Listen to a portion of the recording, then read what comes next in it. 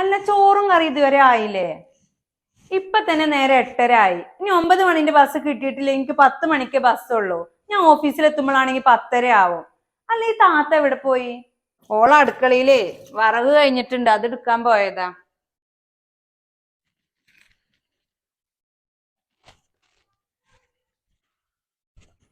നേരെ എത്ര ആയി അറിയോ താത്താക്ക്?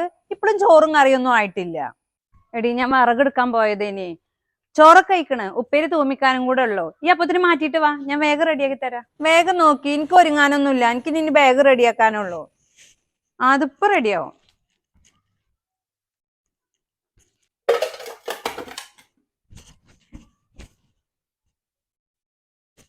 ശരിയേ എന്നാ ചോറ് ആ ടേബിളിൽ വെച്ചോളൂ, ഞാൻ എടുത്തോളാം. ആ ശരി ഉമ്മ, ഞാൻ ഇറങ്ങാണ്.